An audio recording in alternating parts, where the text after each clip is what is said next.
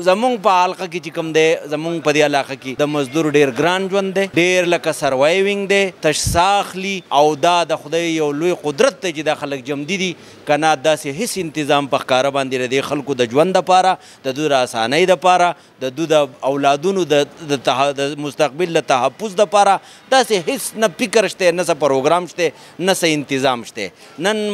مزدور طبقه لکه ټیک ته لکه یو څو پوری خلک یا تعلیم یافته خلک پر دې لیبر ډې نه خبري خو که فرض که زه تا اوس دغه کم چې ته لاړ شه زما د بازار په دې مزدورانو باندې وګرځه هغو ته د سره د دې خبرې احساس هم نشته هغو یعنی دا هغو ته پته هم نشته چې نننۍ ورځ زما دپاره ده او دا صرف په یو